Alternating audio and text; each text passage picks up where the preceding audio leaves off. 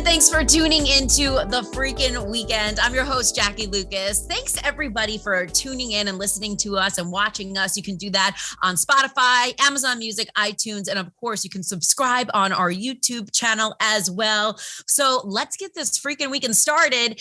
Guess who's back again? That's your favorite song. Jeffrey's back. I feel like when one of us leaves for any reason since we've known each other, it's always been that song. I'm not the only one here this week. We have sort of a guest.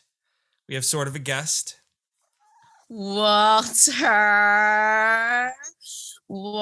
Whitepaws, your adorable cat. Nice face, Walter.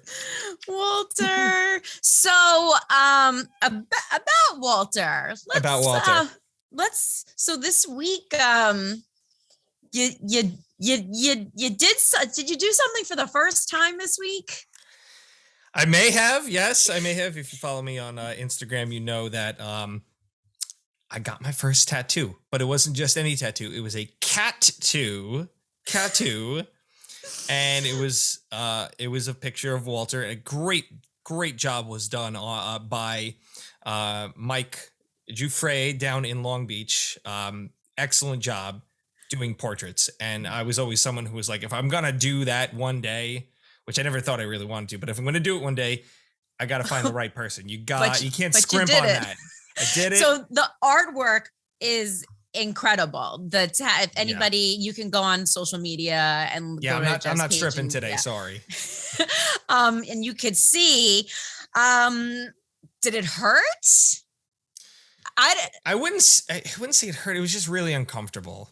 It was uncomfortable at times, and sometimes it's worse than others. I guess depended on what the color is, or what the maybe he has to go a little bit harder, or it's a different type of tool that he uses. But there were a couple of parts that really hurt a little bit more than others. But honestly, I mean, outside of that, when you're done, it just kind of feels like a sunburn for a day and a half or so, and I was really it. So I thought my pain tolerance was low.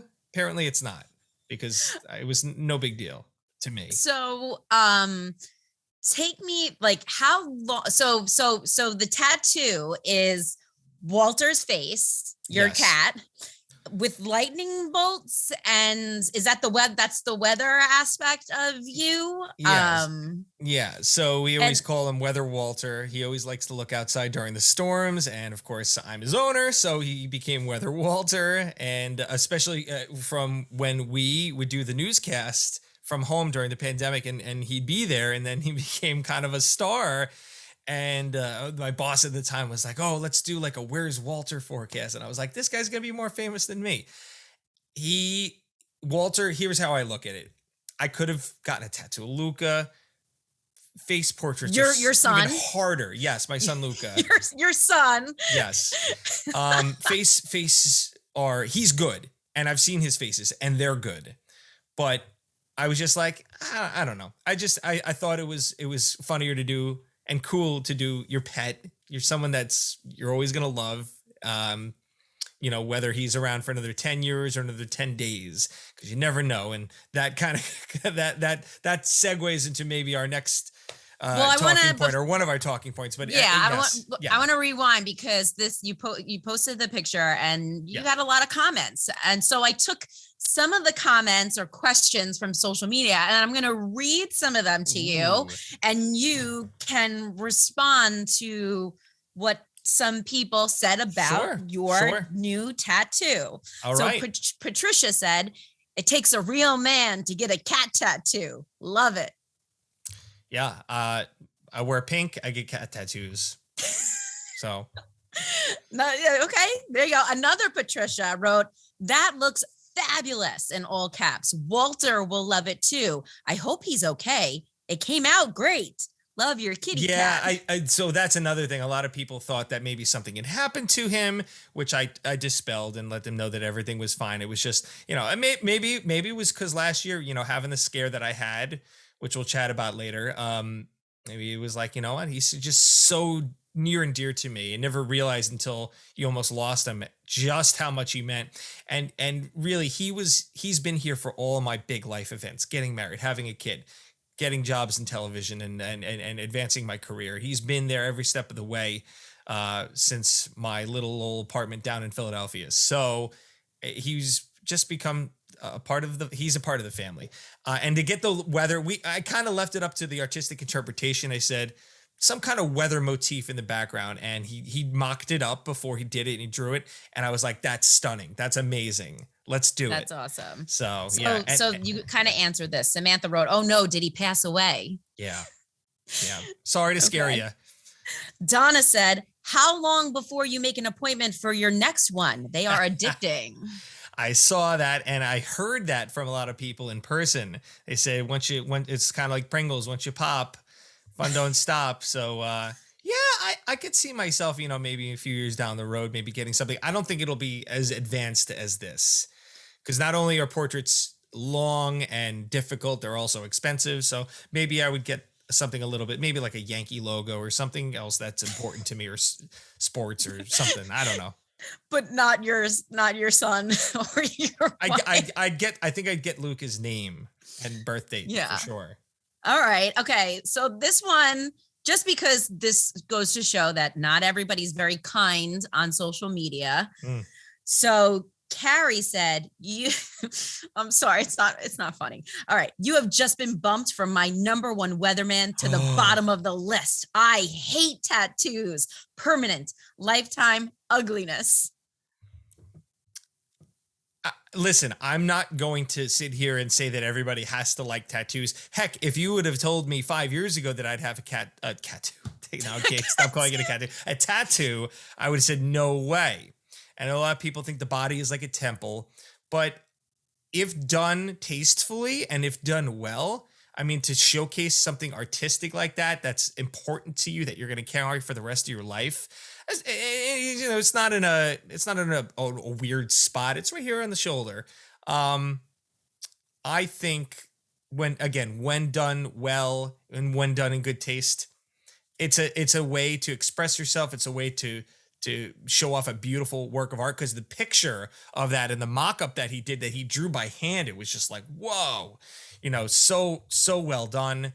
I think I've become someone who's cool with tattoos. And listen, I don't care if I don't know why that would bump me from the number one weather spot. It's not affecting how I give the weather, and I'm not putting it in a, it's like, you say that if I did it on my face where you couldn't help but look at it, I'm not shoving it in your face. It's there for me to enjoy.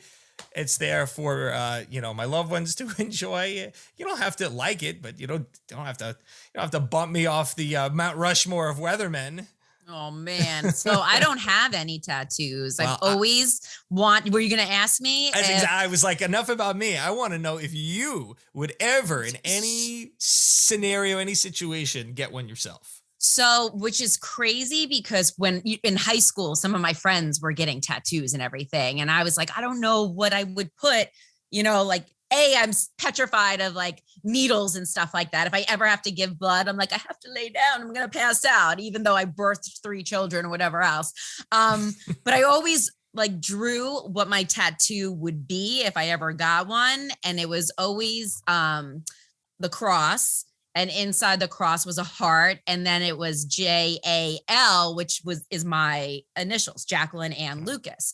So you can't really like go wrong with that. I never went through with it, but now just don't change your name.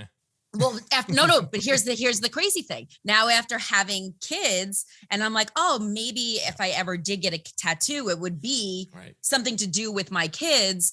And if I did get that tattoo when I was 18, 19 years old, JAL is Joseph Aubrey Lucas. Wow, that's so cool. Isn't that weird? And you didn't plan that at all. No. So it would have had crazy. Many different meanings. So maybe eventually I'm going to have to probably get this tattoo. I'm such a wimp when it comes to stuff like that. And it would definitely be in a spot that no one, If you listen to the first episode, you know why I would never, ever get my initials tattooed. Gab, I because of hate the my gift of initials. gab. Yeah, Oh, I stop. know. As true as they may be, I hate them. All right, ready? Here's more. Okay. Anita, we're going back to your social media comments. Anita wrote, love it. Does Walter love it? Is your wife and Luca jealous? Enjoy your day. Wife and I don't know about Luke. I can't speak for him. I don't speak baby, but I don't. My wife loves it, but it was always, what do you think? I just want you to be happy with it. But she's an art major. She's an artist, she so is. she Yeah, obviously has an appreciation for it that some may not. Clearly, not everybody does. It's not for everybody. I see Walter walking around. Carrie. If you hear things not knocking over behind me, by the way, that you know who it is. But yeah, come on. I mean, listen. To each their own. That's my philosophy in life. Do what makes you happy. Yeah. Especially if it's something that doesn't even come close to affecting anybody else, that you 1000%. can't even see most of the time unless you're at the beach with me in the summer, or at the gym or something. But no, I mean, come on. I don't know. All right, Teresa. I'll stop there. And so it begins. Let's see when the next one comes. I think your son will be upset when he gets older and sees Walter got on your arm before him. LOL. Guarantee it's not your last one. You know what I thought too, because he loves when the cat comes around, but Walter's still like deathly afraid of him. He's terrified when he comes near, and I think it's probably because Luke is a little grabby and not very gentle, and the cats like calm. They don't like hysterics, and Luke is like, ooh, and he grabs. We try to slowly acclimate them together. I think maybe it's about 10% better than it was a few months ago, but I'm hoping that maybe Luke will see the picture and it'll make him smile because he loves the cat. He loves to see the cat when the cat walks by. Just wait until Luca starts crawling and walking and like trying to grab Walter's tail like around the house and everything. All right, this is the last one. Jose said, weren't the scratches when Walter ran away enough? Well, they weren't. Who is this from again? This is Jose. Jose. He wrote that. They were not scratches. They were actually bite marks because Walter was terrified of the situation when we rescued him. All right, I don't hold it against you. He was a little scared, and so what happened was he tried to jump out of my hands, and well, why don't we rewind? No, let's tell the story. This is a good segue. So that's why I picked that comment as the segue. You're a genius. And get jibba jabba over here, like. Do you want me to put it on like a T instead? Like, I don't tempt me with a good T-ball game, Jack. You know how much I like baseball. Well, I know how much you like baseball, since you literally said that you would get a Yankees tattoo as your next tattoo instead of your son or your wife. Sorry. Just an example. Don't hold me to that. Okay. All right. So this is crazy. So this Walter tattoo, Cat2, that's a real thing. That's a real name, a Cat2. Oh, I just completely made that up. Oh, okay. I'm sure it's been done a million times over before, but. All right. So your Cat2 comes on the heels of an anniversary of a very, so I harrowing. Also, anniversary. I can relate to you and what happened to you because that happened to me with one of my cats when I was in, my 20s and everything. And it's the worst experience feeling when your cat basically escapes your home and you can't find them and they don't come back. So take it away. And this is maybe why Walter's forever etched in your arm. All right, I'll try to do this as quickly as possible. So here we go. On March 30th, popcorn, everybody. On March 31st at approximately 3:45 in the afternoon. Tick tock. Yeah, like. By the way, I have some German friends who when I went to Germany, whenever they needed us Americans to hurry up, they would just go tick tock. All right, so let's timer starts now. All right, so March 31st last year, someone came into my door probably around midday. I had to run back upstairs to a work meeting. I don't think I closed the door all the way. So it's totally my fault. And even if it was like, say, lawn assault, you wouldn't, I mean, you're upset regardless. So I come back downstairs probably 2, 3 o'clock when my shift's over. I go outside, I go into the garage to do some work. You don't think anything of it because he naps during the middle of the day. He's usually nowhere to be seen anyway. But I came back inside probably then about 4:30, 5 o'clock from doing what I did outside. And I noticed kind of an awkward silence. And I'm like, I haven't seen him in a while. So I tore I look in the normal spots, nothing. Then I looked in the, spots he's been found once in a blue moon, nothing. And I'm like, oh boy, this is not good. I don't think he's in here right now. I think I would know. Open the tuna can, shake the treats, nothing. Call my wife. I start looking around the immediate area, square foot of the house, nothing. And that was when I kind of knew. I was like, oh no, this is like, worst fear. I realized. Now, he had gotten out once before when we lived in Philly together. And that was, talk about timing. That was on my birthday. I believe that was my 27th birthday. This is March 31st. And so this extended into April Fool's Day. And I just tell you that night, and I tried to hold it together. I made like a kind of a video on Instagram, and just to say, if anybody has friends in the area, if they could just keep an eye out if they see a tabby cat walking around. A dog goes missing, people notice. A cat goes missing, it's a stray cat, So that made it even scarier that I was going to have to be, I knew in my heart of hearts that if I'm going to find him, he's either A, going to come home on his own, or B, it's going to be me to find him. Knowing also his disposition as a scaredy cat, I don't think anybody's picking him up, taking him to the vet, microchipping, it seemed bleak to me. So after the worst night of sleep that I can ever remember, it was just the worst. We left the door open a crack so he could get back in. If he came back to the house, smelled familiar smells. We put the litter box in the backyard. We put dirty laundry so he could get those smells. And it was a damp night, so hopefully that would exacerbate the smells. Really nothing else we could do. I woke up in the middle of the night, sick to my stomach, went looking, because the nighttime is the quietest time and you can actually hear. And he's been known to call back to me before. So I said, if now is probably the best time, before it gets loud. What's your call? Is it Walter or is it? No. It's yep. Ready? So he has got a very squeaky voice, and we actually call him the meep sometimes because he's got a little meep. So it's kind of like, oh, that's cute. Yeah. And he called back to me that time when we lost him in Philly, and he had not gotten far. the air conditioner, those accordions, I didn't have those. It was just a piece of foam. It was like a cheaper, I don't know, environmental friendly, I don't know. But he pushed through it and jumped down into like the backyard, which is really just like a big long driveway behind the row homes.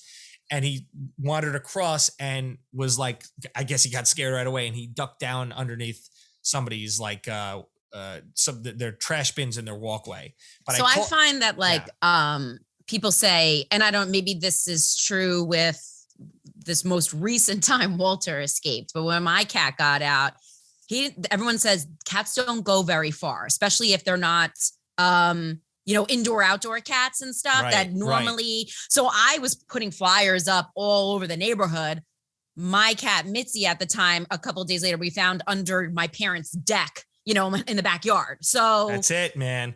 So what happened with Walter? It couldn't, exactly what you said. Everybody out there, if you ever lose your pet and you hear this, remember what Jackie. A cat. Yes, I don't say that for the dogs because when my dogs get out, they'll bolt down the street and what's that smell? Which is worrisome in its own way. But yes, if you ever lose your cat, listen to what Jackie just said. They don't go far. Walter didn't go that far either times. Anything sense that they know your smell. So if you can leave some dirty laundry on your stoop to help him find his way home. Food is a little worrisome because it can attract other animals like raccoons and stuff. The litter box has been known to really bring, because it's her own scent. Oh yeah, but definitely don't look too far. Looking back the next day, my radius went way too far, and I could have spent that time on my own block or on my own little 3x3 radius, and I was going way away. And the other thing, I will tell you this, and this is the reason we found him: make flyers. And you did that too, right, Yeah, Jackie? I did. We went, Lana, my wife, mocked something up. I went to FedEx Kinko's and I started putting them up on poles around the neighborhood. And then I put them on in the mailbox in like my block. I know that's maybe not technically legal, which leads me to my next point. So, I mean, no one's ever going to probably say that, number one, like I'm soliciting, like trying to sell stuff. But number two, knowing the state of mind that I was in, which is absolutely distraught, you would probably not say that anyway. Well, there's one house on this block, and the woman was like, because she saw me and she's like, hey, can I help you? I was like, yeah, lost my cat, just trying to find him. She's like, I don't know if you're technically allowed to do that. I'm like thinking in my head, you must be real fun at parties. Well, so you were putting flyers in people's mailboxes? Is that what you said? But just on my block, because I know most of the people on my block. I feel like, don't realtors do that too? And the gravel guys that want to do your driveways? How about the Chinese food place down the road? They leave the menu. Yeah, well, don't worry about that. So where was Walter? TikTok. Well, anyway. The suspense. Oh. Anyway, I guess she must have brought that flyer inside. I get a call. Now we're on April Fool's Day, April 1st.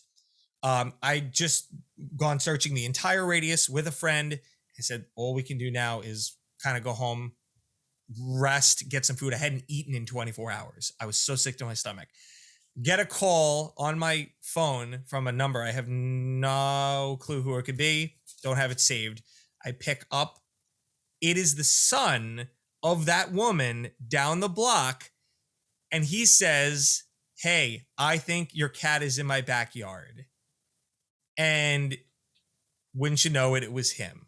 He was scared. I guess he had come out, it was quiet. He was peeking outside. And then there were kids playing next door and he ran back under. And that's when he just so happened to be looking out in the backyard. But if you see a cat in your backyard, you're like, oh, a stray cat. Never without that flyer. Yeah. Would he have known and known to call me, even if he knew it was my cat and it was missing. What if he didn't have my number? Time is of the essence at that point as well. So he called me. We went over there. We had to get some of Suffolk's finest to help us get out. They have like animal, I guess when animals are stuck or things like that. We were about to get our good friend Antoinette's friends over at Strong Island Animal Rescue to come get him, because we could not get him out. This was a huge shed and it went way back in. We eventually had to get a fish net and they just got it around him enough. So anyway, back to the scratches and then we'll move on. He tried to jump. We finally get him. He tried to jump out of my arms and I'm like, no way am I letting you out of my sight again. It was the worst 24 hours of my life. So I lunged after him and kind of grabbed him in a really awkward spot. And he was so scared at the time anyway. Yeah, he was so scared. He just kind of nipped at me. So he nipped me and I just went and got it looked at and took some antibiotics. It was fine. It wasn't bad at all. So no scratches. And no scratches. Just never do that again, buddy. I remember you posted that picture of when you, the picture of Jeff, not only like hadn't eaten in a day, emotionally, physically exhausted, covered in dirt and like tears and holding little Walter. Just, it was and so many people were on board with following your journey of, when anybody loses a pet, it's just heartbreaking. And you kind of chronicled it on social media. And, it was a happy ending. And we're glad that Walter hasn't gotten into much trouble lately. Every time we don't see him and we don't hear him, I'm like, did you check here? Did you check here? Like, I'm going to go check over here. And she's like, it's okay. He's probably here, Jeff. I'm like, I know, but I can't take that chance again. So, oh my goodness. Yeah, I love that story. Yes. I want to hear your pet stories and how you came to get Maggie and how you came to get Buddy. So this is what I'm thinking. I'm thinking because this is kind of the time that we wrap things up, that maybe all the cat listeners out there, send us your comments and we want to hear, your stories and stuff. And maybe we do a whole nother segment about, dogs, because I know that you kind of threw out something about dogs, and everybody loves talking about pets. Yes. And I think for this weekend, we leave it all about Walter, because not only is Walter in the room with you right now, you've got double Walter in the room with you right now on your body, right. and also in the flesh, on your flesh, and also Walter in the flesh. Well, so let me ask you this: have you ever had a cat growing up? I had 2 cats. All right, quick story. So my first cat that I got, I was in college and coming home from a bar one night, and there were all these kittens in the middle of the road, and I wasn't driving at the time because I'm responsible. But so all the cats went. It was raining out. They all scurried across the road except for this one tiny little kitten who at the time probably shouldn't have touched the kitten because it had like goop in its eye and it looked like injured and everything, but he was so cute and everything that I had to take him inside my dorm room and eventually bring him to the vet. And they were like, "Do you want the cat?" And I said, yes. So I hid the cat in my dorm for a bunch of months before I got caught and got in trouble and had to bring Mitzi back to my parents' house while I was in college. And then I had this habit of just grabbing stray cats off of sidewalks and stuff when I was doing a master's program at NYIT. So that was Dowling, my first cat. At NYIT, there was this adorable little white kitten that was like following me in the parking lot. And I was like, this cat is so adorable. And she was so sweet and nice. So I said, my parents were away. So I said, I'm going to bring her home with me, not knowing that if you let a cat outside, then this goes back to the cats don't go far. So my brother's like, you can't, but dad's going to kill you. You know what I mean? Like you can't, you already have this one cat, and he doesn't really like that cat. Now you're bringing a second cat into this house. I was like, all right, so I'll just let him outside in the backyard and he can, live in the backyard or find whatever. Well, that Kit Kat, which that was her name. So Mitzi and Kit Kat, she wouldn't leave the back door. And so obviously I let her back into the house. And then one night when my parents got back from, this is terrible, when my parents got back from vacation and I had to go to bed early because I used to work at Channel 7 in the city behind the scenes, and I would wake up at like 12 at night and drive in, whatever. So I was asleep for work. I heard my parents come in. They get ready for bed. My dad's in the bed, and I guess Kit Kat, the new cat, jumped in the bed and climbed on his chest. And he was like, "What is this thing?" And I'm in the bed like laughing, like, oh my goodness. And long story short, that night, Kit Kat kind of, I guess, won my dad over. So then we wound up having 2 cats. So speaking of parents and pets, quick piggyback on that. So after Superstorm Sandy in 2012, we actually, like a few days later, we found a bundle of kittens that were born in our, in the lawnmower bag. They were born in like the bed. It was all squished down and they were just all huddled together because remember, it got freezing after the storm, after all the, water damage and flooding and everything. It got really cold and like snowed like a week later. But so I was like, what do we do, Dad? He's like, let's try to take as many as we can. We only were able to grab one. And it was also a tabby, a female. And we named her Sandy. And I was kind of back and forth between living in apartments and living at home at that point. But then when I got that job in Philly, I was ready to take Sandy with me. I'm like, she's going to be my company, my friend. And my dad, who at first was like, no, we can't get another cat because we had already had one at the time, goes, well, Jeff, why don't you let her stay with me? And I kind of went like, I knew it. I knew you loved it. I knew you loved the cat. I knew you loved the cat. So, and that was big because that led to me looking around and seeing if, anybody had either kittens or I could adopt one that was rescued. And that's why Walter is here, because my dad he grew so fond of that cat. Didn't want me to take it. I love it. I would have like a zoo if I was allowed. I would just take every animal and you'd be like Snow White in the morning. Oh, I don't use an alarm clock. The birds are chirping and there's like a deer antlers on the window. Wake up. I don't. Yep. And bunny rabbits all and that creatures. Oh, do you hear my doorbell ringing right now? Oh, Hi. It's time to go. That's the cue. Yeah, it's time to go. All right. So on We don't that have a note, studio, folks. Obviously. yeah, we don't have a studio. The kids, Yet. come in and out of the house and everything else. So it was so good to see you and catch up with you. And I just pushed my son out of the shop. Jackie's got a really good stiff arm. If you've never seen exactly. Where do you think JoJo got it from? His mom. That's another episode. I saw those. Impressive. Exactly. All right. Well, thank you everybody for listening and tuning in. Don't forget to subscribe to get all the notifications of when the next podcast comes out. Remember, I'm Jackie Lucas.